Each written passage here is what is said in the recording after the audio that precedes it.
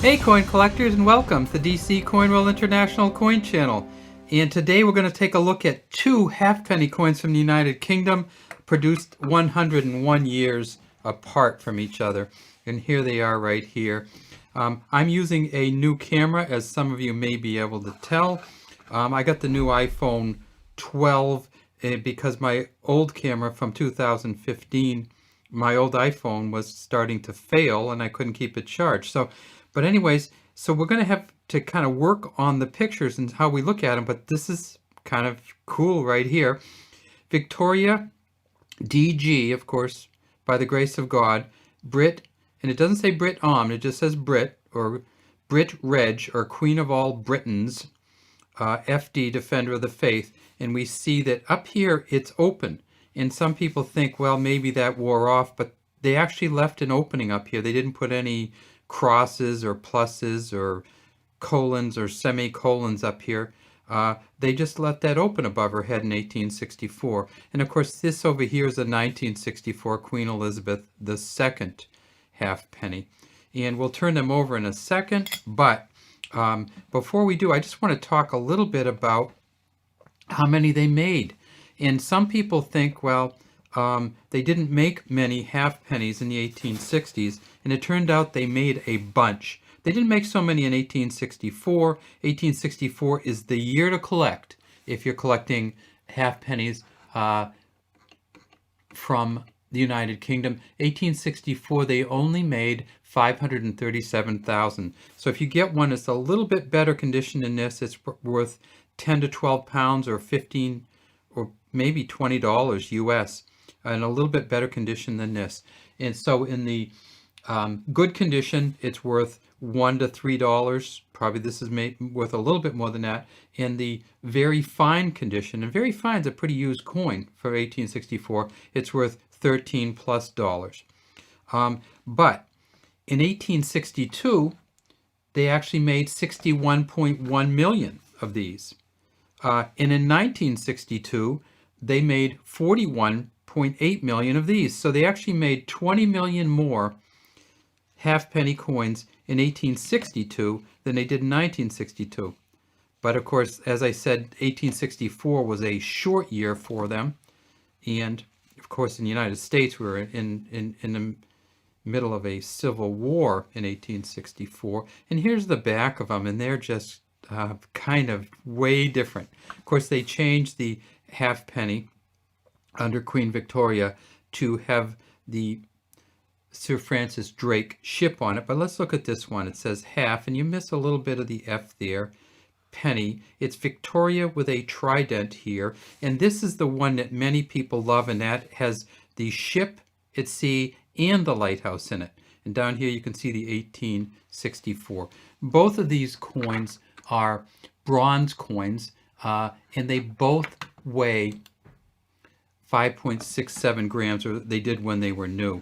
If we look at this portrait here, and we'll tip it up a little bit so you can see it. Of course, Britannia has the shield. Now you can see that ship a little bit better. This is when Britannia ruled the waves, and there she is with the helmet, the shield, and the trident up. And there's 1864. You can see that very clearly. Now, the outside of this coin, this is, of course, the Leonard Charles Wyon engraving, and he did the front and the back of this coin. The edge is plain, as you can see here. It's no reeded or milled rim on it.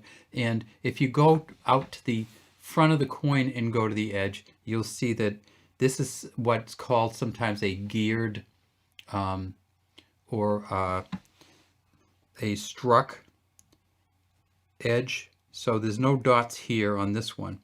It's all kind of geared coming out. If we go over to the front, of course, we see that this is what they call the bunhead version. This is a second portrait of Queen Victoria, and the bunhead version that refers to this. But what I loved about this is that I think they actually tried to mimic it somewhat when they did the Queen Elizabeth II one. So see, we have not the bunhead, but we have the kind of laureate wreath, and we have the hair tie flowing out the back on both of them. The Queen Elizabeth II one, you can see this has a beaded outer rim, and so it's not geared. It doesn't touch. If you get a really fine version of the coin, you actually see space between the bead and the rim. Again, it's same bronze coin, and this is an HP on the back. So the front, of course, is the Mary Gillick first portrait. No initials from Mary Gillick. They never put hers on the coin. But on the back, the Sir Francis Drake ship, the three-masted schooner. No, not a schooner. Three-masted warship has an HP on there, and that's for Thomas Humphrey Paget. And down here we can see the kind of scrolling, the 1864 and the other scrolling, and way up here we can actually see the Union Jack and the banners flying. It says halfpenny here, and if we look down here we can actually see the cannon ports on the ship and the spinnaker going way out in the front. So two coins 100 years apart. Now, one of the things that people really want to know sometimes is, what was the value of these coins? Well, something funny happened with industrialization, and that is in 1864 it cost about 7 pence for a loaf of bread, and so about 14 of these for a loaf of bread. In 1964 it only cost about 23 pence for a loaf of bread, because they were able to make these, factory could make bread in 1964. It actually didn't go up that much in price. So, but there is something else that's really weird about these two coins, and that is that they were both good in 1964. You could use either one of these coins in 1964 because Britain never demonetized their coins until they got to decimalization.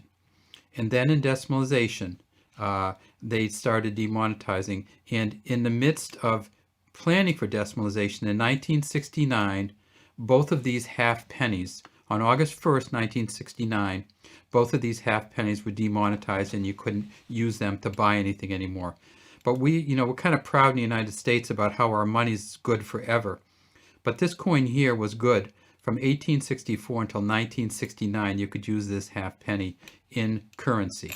Now, of course, not many people did, because this one particularly was a little bit more rare. But both of these were demonetized on August 1st, 1969. Actually, when I looked up the loaf of bread, it's actually from a book by Shepherd and Newton.